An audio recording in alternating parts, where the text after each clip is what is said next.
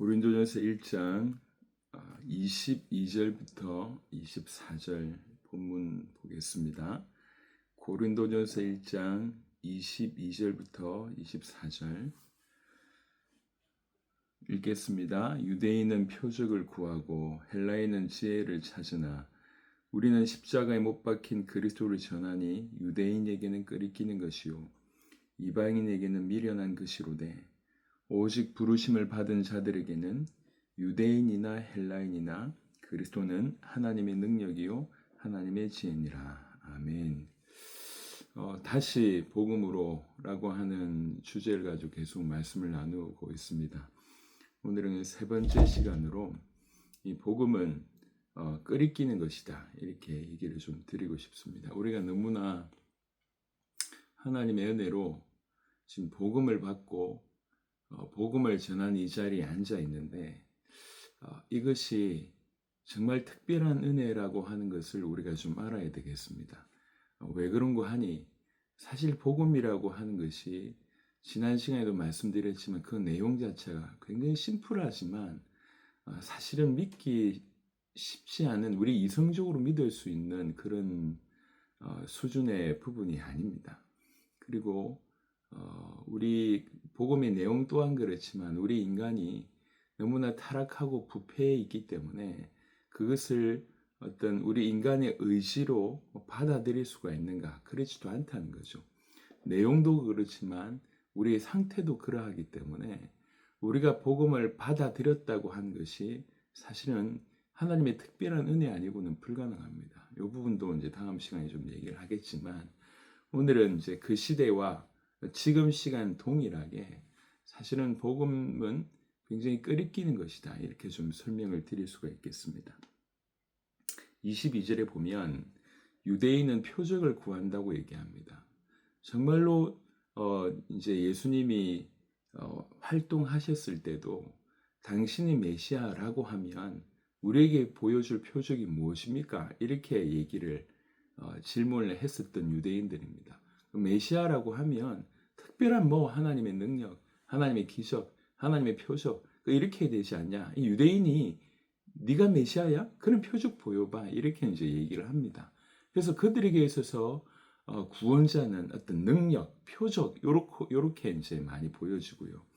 헬라인들의 어떤 분위기는 특별한 어떤 지혜를 통해서 이렇게 구원과 연결되어 있다, 이렇게 생각을 많이 합니다.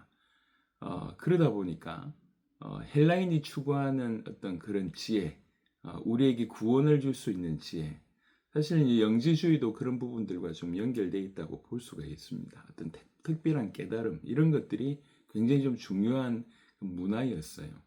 그러다 보니까 표적을 추구하는 유대인들, 지혜를 추구하는 헬라인들에게 갑자기 저 나사렛이라고 하는 마을에서 목수 출신이고 전혀 배운 적이 없는 사람이 이렇게 활동을 하다가 순회 설교자로 활동하다가 신성 모독죄로 몰리고 또 반란죄로 몰려서 객관적으로 십자가에서 사형을 당한 그 인물이 우리를 구원할 수 있는 메시아다라고 하는 이 메시지는 사실상 수용이 불가능한 메시지죠.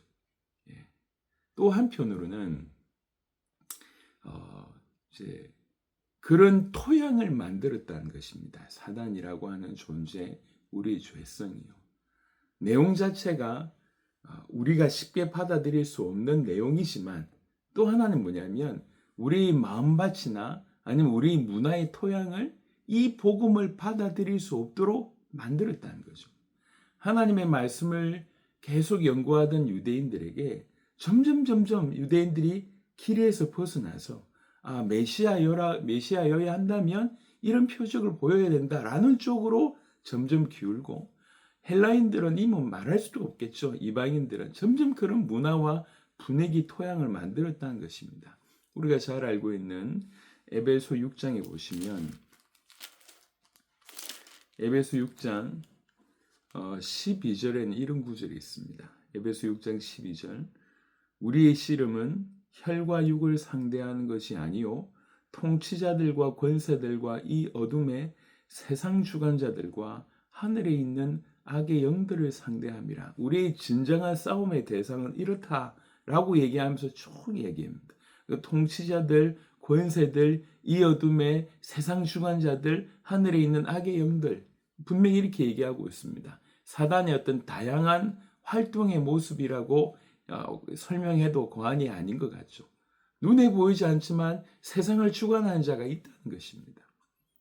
교묘하게 우리 인간이 멸망길로 달려갈 수밖에 없도록 만드는 뭔가가 있다는 것입니다.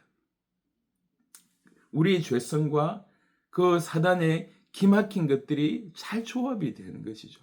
그러니까 이 조합이 어떤 결론을 만들어내냐면 이 복음을 받아들이기 힘든 쪽으로 만들어내는 겁니다.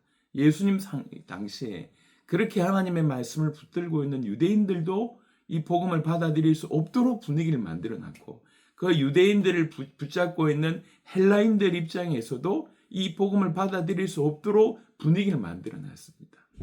이게 그때 그 당시에만 그러한 게 아니라 사실 오늘날도 그렇다는 것입니다. 여러분, 오늘날은 이것저것 많은 얘기를 좀 할 수 있지만 그래도 이제 깨어있는 분들은 보통은 이제 오늘날의 문화를 한 세 가지 정도로 얘기합니다. 하나는 상대주의, 하나는 다원주의, 하나는 인본주의, 이렇게 얘기를 좀 하고 있습니다. 이것들이 복음을 받아들일 수 없는 기막힌 토양 문화라고 얘기를 할 수 있습니다. 이렇게 만들어놨습니다. 학계와 문학의 어떤 뛰어난 사람들을 앞세워서 이 문화를 만들어놨어요. 예를 들면 상대주의를 잠시 말씀을 드리면, 상대주의는 그렇습니다. 절대적인 것이 없다, 이렇게 얘기를 하고 있습니다. 근데 이 상대주의가 기가 막힌 것이 절대적인 것은 없다라고 하는 그 명제를 절대적으로 확신하고 있습니다. 그러니까 상대주의라고 하는 것을 주장하기 위해서는 상대주의가 옳다고 주장해야 되잖아요. 그러니까 상대주의가 얘기하는 것은 절대적인 것이 없다라고 상대주의가 주장하면서 또 아이러니하게 절대적인 것이 없다는 것을 절대적으로 확신하고 있는 것이 상대주의입니다. 기가 막히죠. 그래서 이 상대주의에 빠져 있는 사람들은 진리를 찾는다라고 얘기하면 칭찬합니다. 뭐든지 옳으니까 진리를 찾는다라고 할 때는 칭찬을 하지만 진리를 찾았다라고 얘기하면 비난합니다. 교만하다고. 절대적인 건 없는데 절대적인 진리를 찾았다고 얘기하면 비난하고 교만하다라고 얘기하기를 주저하지 않습니다. 인간은 아주 타락했고, 그 다음에 도덕적으로 부패했고, 그리고 자아중심적입니다. 그러니까 절대적인 하나님, 이거를 거부하는 겁니다. 또 그분이 의로우시다라고 하는 이유로 정오심을 드러냅니다. 이게 이 인간의 본성과 이 사단의 기막힌 것들이 정말 이렇게 잘 만들어낸 그야말로 작품 중에 하나가 이겁니다. 그래서 하나님이 절대적이기 때문에 하나님 말씀이 또 절대적이지 않습니까? 그러니까 하나님의 율법도 거부하는 겁니다. 그 율법의 내용 앞에 서보면 자기의 실체가 드러나잖아요. 그러니까 그분의 율법을 비난하고 그 율법이 자기를 사로잡는다고 하는, 자기를 속박한다는 이유로 그 하나님 말씀의 정오심을 드러냅니다. 그가 이토록 진리를, 그 주의에 빠져 있는 사람들이 이렇게 진리를 미워하는 이유는 그 진리가 자기의 양심을 괴롭히기 때문에 그렇습니다. 그래서 그들은 진리가 존재하지 않는 척 이렇게 하거나, 하지만 설령 존재한다 하더라도 그건 알 수 없다라고 주장하거나, 그 진리는 인간의 삶과는 무관하다라고 하는 식으로 하면서 계속 진리를 짓밟습니다. 이게 소수의 몇 명이 하는 생각이 아니라 이 상대주의 문화가 쫙 깔렸습니다. 절대적인 것을 혐오합니다. 그런데 절대적인 것이 없다는 것을 절대적으로 확신하고 있습니다. 기가 막히죠. 그래서 이 배경에 보면 인간의 본성, 타락하고 부패하고 자아중심적인 이 인간의 본성과 기가 막히게 이게 맞는 거예요. 그러니까 절대적인 하나님을 거부하고, 그분의 절대적인 말씀을 거부하고, 그분이 절대적으로 어렵다라고 하는 것을 거부하면서 심지어 정오심을 드러냅니다. 이 배경에 쫙 깔려 있습니다. 이런 상대주의가 전 세계적으로 이렇게 퍼져 있는 오늘날의 문화 중에 하나입니다. 그래서 하나님이 절대적이다라고 하는 부분들을 얘기하면 무식하다고 얘기합니다. 또 하나는요, 다원주의가 또 한편으로는 또 다원주의로 이제 얘기를 좀 할 수 있는데, 종교는 뭐 다 좋은 거 아니냐, 어떤 종교도 진리 아니냐라고 하는 주장으로 사실상 종지부를 찍었습니다. 모든 종교 다 좋은 거 아니냐, 모든 종교 다 사실 아니냐, 모든 종교 다 진리 아니냐. 어떻게 보면 다 좋은 것 같은데, 종교를 다 인정해 주는 것 같은데, 사실은 전부 다 진리다, 전부 다 사실이다라고 얘기를 하면서 참된 복음, 참된 진리를 가리는 일들을 행하고 있다는 것입니다. 종교와 도덕에 관한 견해가 근본적으로 서로 다르고 서로 모순되지만 전부 다 진리야, 이게 수준 있는 사람들의 어떤 그런 결론이야 라고 만들어냈습니다. 이게 문화와 학계를 통해서 이런 현상이 주류가 되었습니다. 이 다원주의는 이제 복음이 철저하게 이렇게 그 배타적이기 때문에 사실은 상대주의도 위험하지만 다원주의가 더 위험합니다. 그래서 다원주의는 뭐라고 얘기하냐면 그냥 예수님 믿는 거 그거 하나의 길이야 라고 얘기합니다. 어웨이야 라고 얘기합니다. 하나의 길이야. 근데 성경은 뭐라고 얘기하고 있냐면 하나의 길이 아니라 유일한 길이라고 얘기합니다. 더 웨이라고 얘기합니다. 이 차이입니다. 아주 간단한 차이 같지만 큰 차이인 거죠.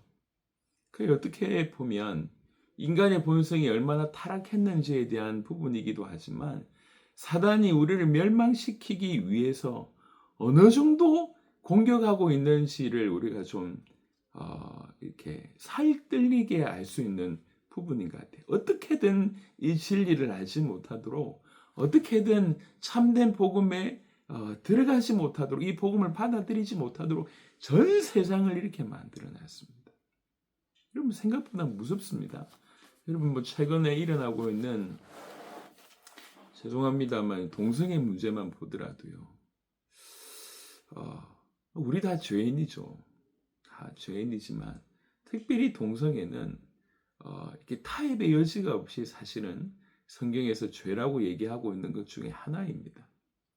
동성애를 저지르고 있는 사람들도 죄인이라고 성경은 얘기하고 있고 우리도 많은 그런 죄를 범했기 때문에 죄인입니다. 당연히. 근데 성경은 뭐라고 얘기하냐면 그 죄에서 돌이키라고 얘기하잖아요. 근데 지금 이 문화가, 이 동성애가 너무나 그냥 일반적인 부분으로 이렇게 계속 얘기하고 있습니다. 이걸 죄라고 얘기하는 것이 옳지 않다라고 하는 법을 지금 만들려고 하고 있지 않습니까? 이게 분위기가 너무 심각하게 가고 있습니다. 여러분 여기에서 우리가 어떻게 문화를 만들어내는지를 한번 보실 필요가 있습니다. 그래도 조금 연세가 좀 있으신 분들은 불과 20-30년 전에 한 1-20년 전에만 하더라도 동성애를 우리 문화가 어떻게 여겼는지 알고 있을 것입니다. 근데 이게 뭔가 계속 끌고 가고 있는 겁니다.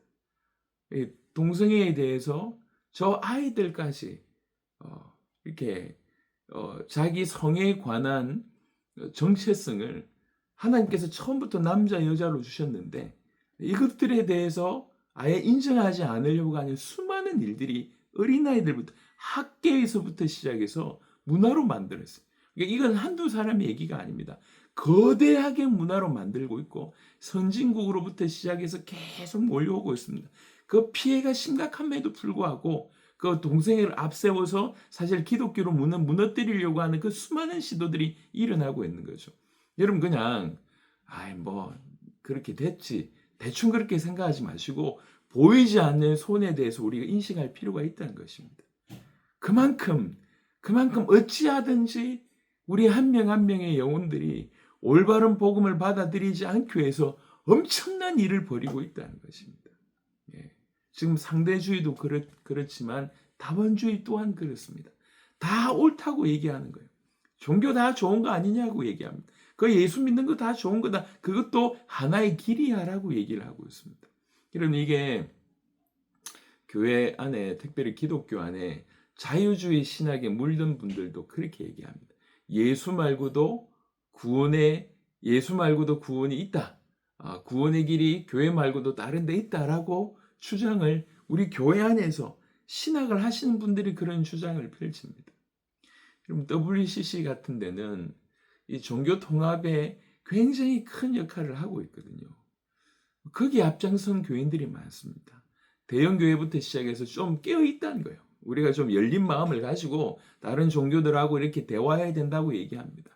여러분, 인간적으로 다른 종교인들하고 교제를 하는 거하고 진리를, 이것도 진리고 저것도 진리라고 얘기하는 것은 수준 높은 게 아닙니다. The way를 우리가 포기하는 거예요. 유일한 길이라고 하는 것을 우리가 포기하는 것입니다.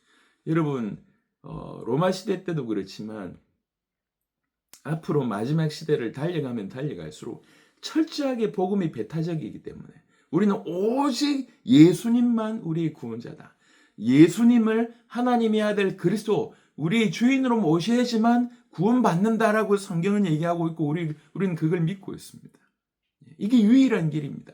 그런 의미로서 복음은 철저하게 배타적입니다. 근데 이렇게 문화를 만들어 놓은 거예요. 이런 토양을 만들어 놓은 거예요. 그러니까 그 문화 속에, 그 토양 속에 있는 사람들이 복음을 듣게 됐을 때 복음을 참 이렇게 끓이키는 거죠. 유대인들 입장에서는 자기를 구원할 수 있는 메시아라고 얘기하면 특별한 표적을 보여야 되는데 하나님이 보내주셨다고 하는 그 특별한 표적, 계속 그걸 추구하고 있고요. 헬라인들은 특별한 지혜, 그걸 추구하고 있습니다. 그렇게 만들어 놨다는 거죠. 근데 그 시대에 그런 일들이 오늘 이 시대도 우리에게 동일하게 존재하고 있다는 것입니다. 우리의 죄성과 딱 맞고 사단이 기가 막힌 전략과 맞아들여서 이것들이 문화로 나타나는 거예요. 상대주의로 나타나고 다원주의로 나타납니다. 또 세 번째, 무엇보다도 인본주의로 나타납니다.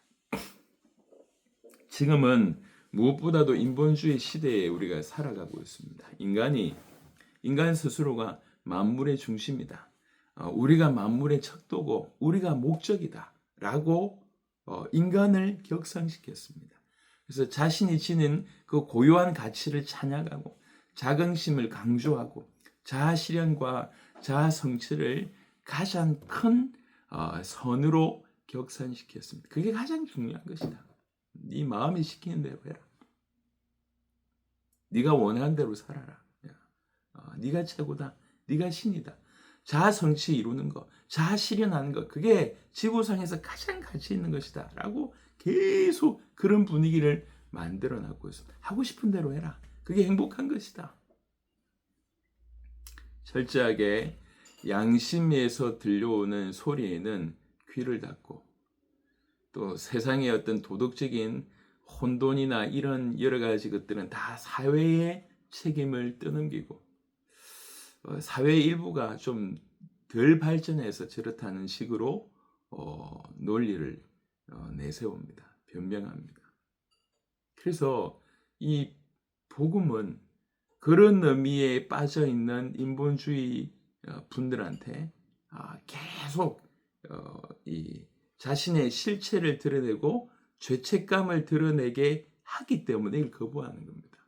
인본주의에 빠져있는 분들은요. 근데 이것이 지금 분위기고 문화입니다. 그러니까 제가 지금 여러분들한테 말씀드리는 요지는 그렇습니다. 그냥 이렇게 이 복음을 받아들이고 이게 이제 쉬운 일이 아니라는 겁니다.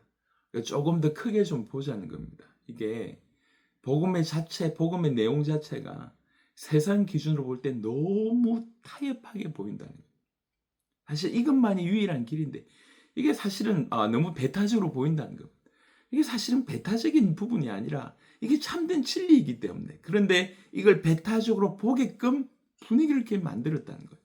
그 문화를 만들었다는 거예요. 그 토양을 만들었다는 것입니다. 이 토양이 우리 죄성하고 너무 맞는 것이죠. 우리 죄성을 너무 잘 알고 있는 눈에 보이지 않는 그 배경에 있는 사단이, 이 어둠의 세상 주관자들이, 하늘에 있는 악의 영들이, 통치자들과 권세자들이 기가 막히게 그렇게 우리로 하여금 우리 죄성과 맞는 부분들을 만들어내서 복음을 반대하게끔 만든 거예요. 그 속에서 어릴 때부터 쭉 살아옵니다. 보고 듣고 경험하고 그 다음에 이렇게 주변의 모든 다수의 어떤 이렇게 동조하는 그런 분위기들로 만들어내서 복음만 계속 얘기하면 상대주의에 빠져 있고 다원주의에 물들어 있고 인본주의에 빠져 있는 사람들 볼 때는 이게 도무지 수용하기 힘든 거예요. 받아들이기 힘들다는 거예요. 아니 다 이렇게 뭐 다 상대적인 것이 절대적인 것이 있냐 이렇게도 얘기하고, 또 한편으로는 그렇지 다 종교 좋은 거 아니냐, 아니 좀 괜찮은 사람 같아요, 다 종교 좋은 거 아니냐라고 얘기하면서 예수 믿는 거 그것도 하나의 길이라 라고 얘기하면서 받아들이지 않는 겁니다. 또 한편으로는 철저하게 그냥 인간이 신이에요. 자아실현, 자아성취, 그게 최고의 신입니다. 최고의 선이야. 그게 가장 가치 있는 거예요. 그렇게 만들었어요. 철저하게 인간 중심. 그래서 끊임없이 하나님이 살아계시기 때문에 그 양심해 주시는 하나님의 음성이 있는데 그걸 계속 듣지 않는 거, 들으려고 하지 않는 거예요. 이런 분위기와 문화 속에 지금 노출되어 있습니다. 그렇다 보니까 성경은 뭐라고 얘기하고 있냐면 사도행전 7장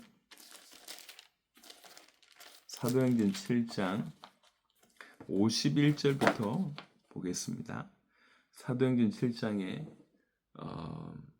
스데반이 그 메시지를 이렇게 중심으로 이렇게 쭉 하면서 그 메시지에 말미했던 내용입니다. 사도행전 7장 51절부터 보시면 목이 곧고 마음과 귀에 할례를 받지 못한 사람들아, 너희도 너희 조상과 같이 항상 성령을 거스르는도다. 너희 조상들이 선지자들 중에 누구를 박해하지 아니하였느냐?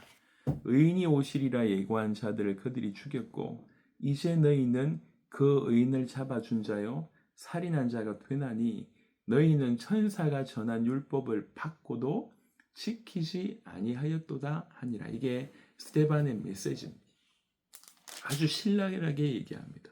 이 목이 곧고 마음과 귀에 할례를 받지 못한 자들아, 항상 너희 조상과 같이 너희도 성령을 거스르는구나 라고 하는 평가였습니다. 이게 지금 이스라엘 사람들에게 하는 얘기예요. 하나님의 말씀을 늘 가까이 듣고 있다고 하는 사람들입니다. 하나님 말씀을 늘 준행한다고, 인생 전체를 들여서 하나님 말씀을 준행한다고, 그 율법을 지킨다고 하는 자들에게 스데반이 하는 얘기입니다. 어떤 의미로는 참으로 무섭다는 생각을 하게 됩니다.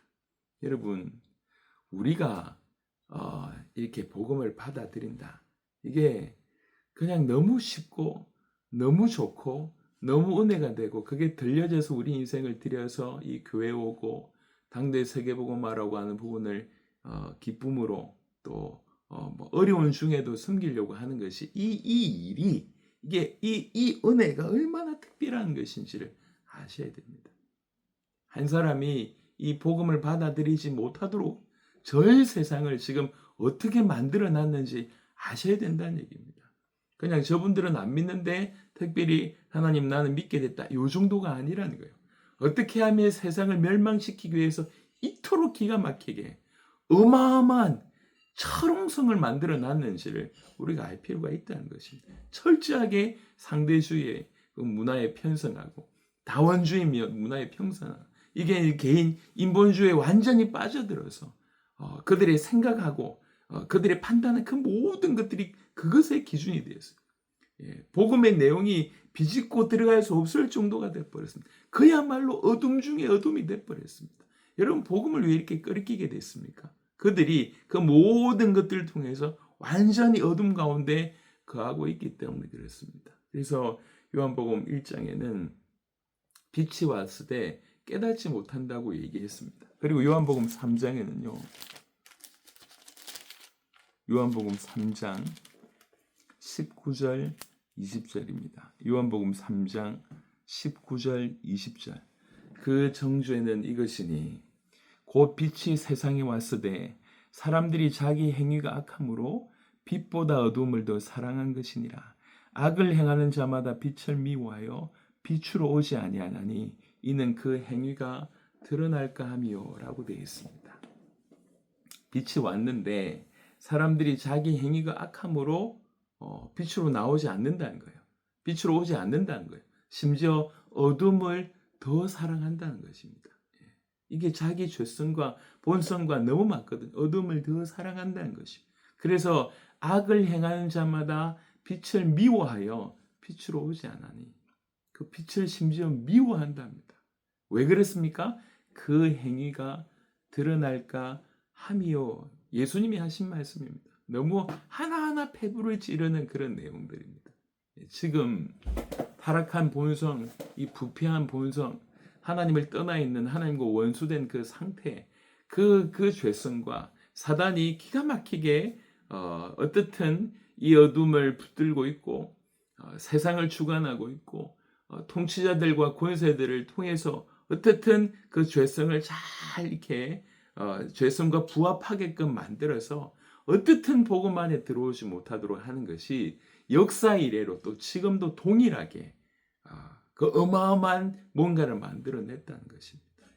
예수님 당시의 유대인들의 모습, 예수님 당시의 헬라인들의 모습, 구원은 소망하지만 자기 나름의 구원의 기준으로 오히려 구원받기 위해서 이 표적을 구하고 지혜를 구하는 메시아를 구하지 않고 그걸 구하고 있습니다.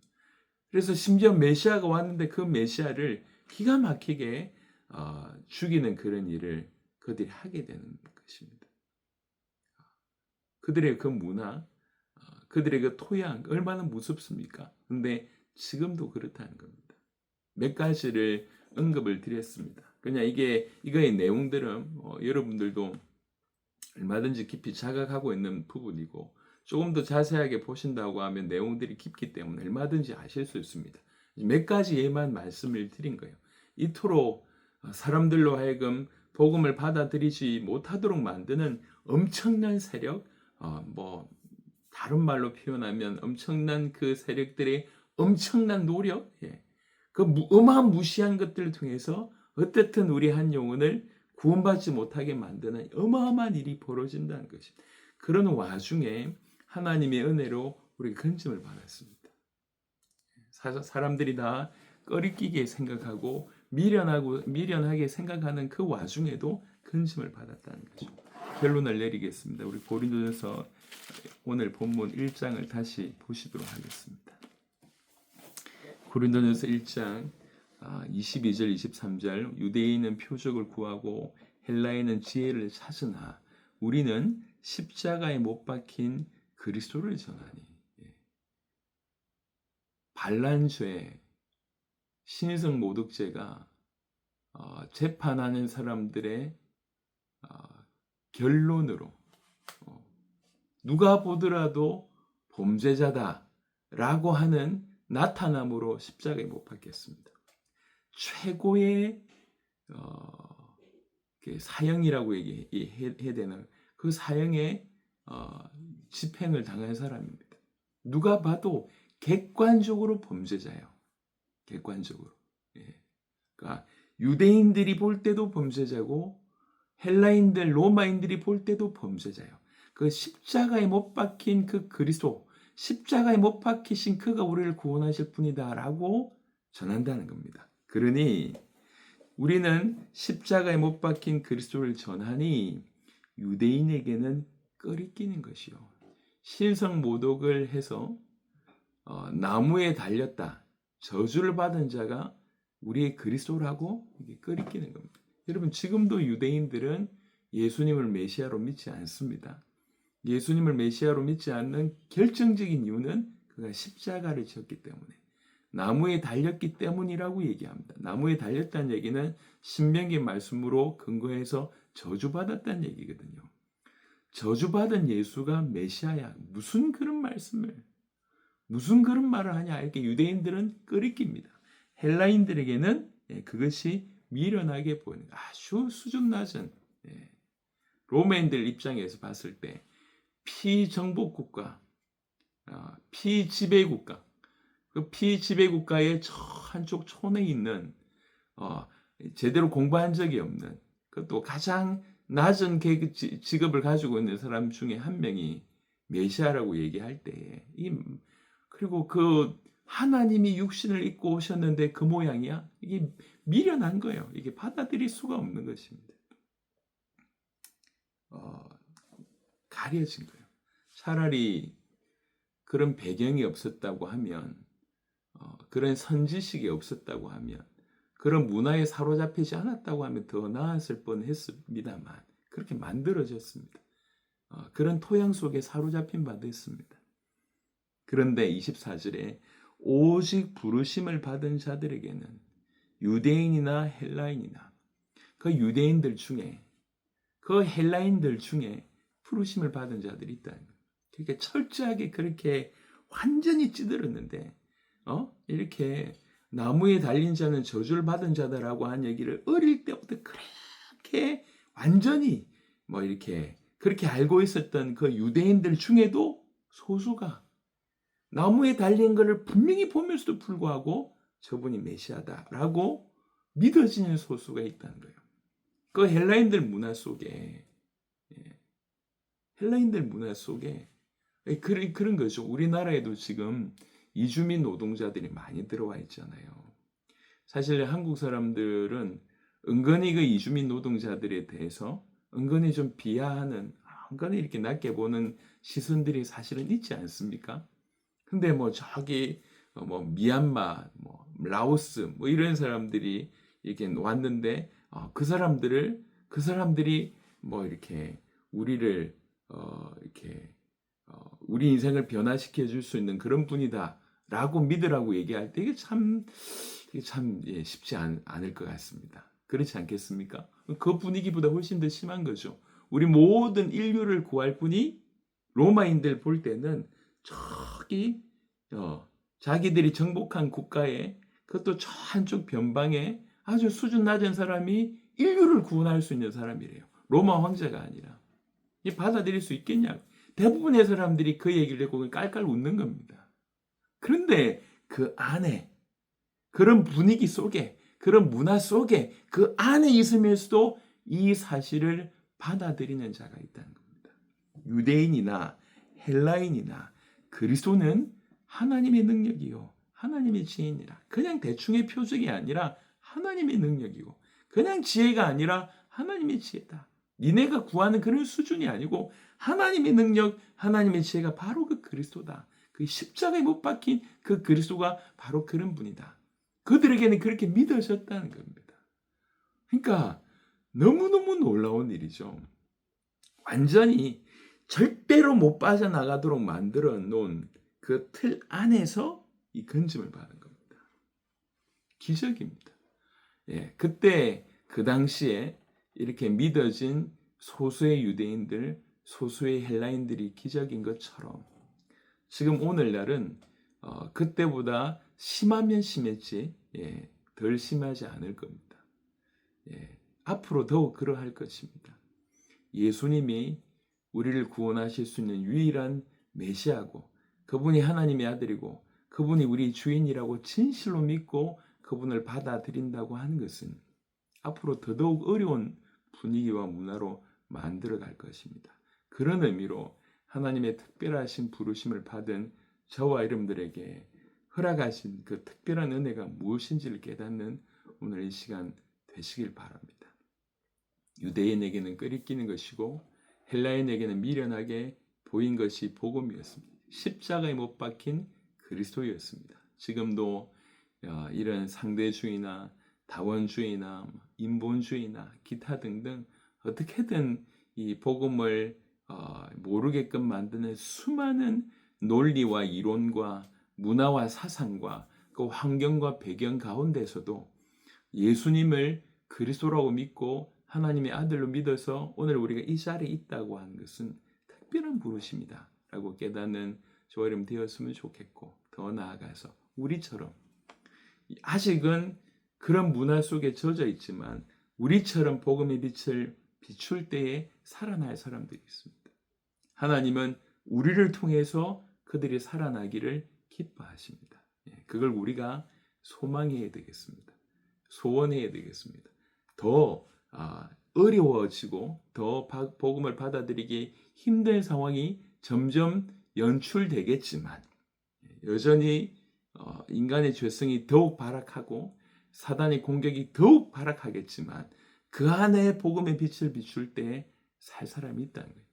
받아들일 수 있다는, 받아들이는 사람이 있다는 것입니다. 우리가 그 마음을 품고 우리가 우리에게 주신 이 특별한 은혜에 오늘 감사하는 시간, 그리고 우리를 통해서 우리 같은 영혼들을 건지기를 소원하시는 하나님께 순종하는 마음으로 그들을 향해서 빛을 발하는 그런 중요한 시도가 우리 가운데 있었으면 좋겠습니다. 감사합니다. 기도하겠습니다. 하나님, 감사합니다. 유대인에게는 끄리끼는 것이요 헬라인에게는 미련하게 보이는 그렇게 사단이 기가 막히게 만들어 놓은 인간의 죄성과 너무나 딱 들어맞는 그런 분위기와 문화를 만들어 놓은 이 어둠의 세상 주관자들의 모습을 보게 됩니다. 그럼에도 불구하고 유대인이든지 헬라인이든지 그럼에도 불구하고 그 안에서 예수님의 복음을 받아들여 예수님이 그리스도라고 하는 사실, 십자가에 못 박힌 바로 그 예수가 그리스도라고 보여지고 믿어져서 하나님의 능력과 하나님의 지혜인 그리스도를 받아들였던 그 소수를 우리가 보게 됩니다. 정말 특별한 은혜였던 것입니다. 동일하게 오늘 이 시대에도 동일한 일이 벌어졌고 우리가 바로 그렇게 건진받은 특별한 은혜를 받은 바로 그 기적의 주인공임을 다시 한번 깨닫고 감사하게 됩니다.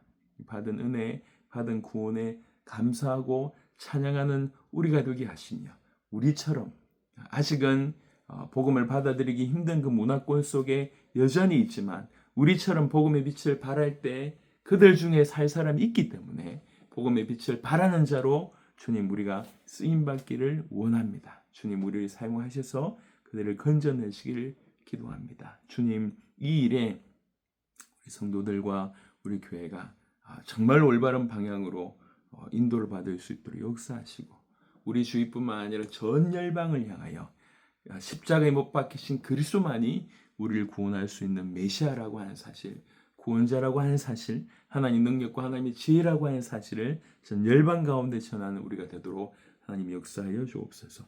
이 시간에 계속 기도하는 시간 되기를 원하옵고 살아계신 우리 주 예수 그리스도의 이름으로 기도드렸습니다. 아멘.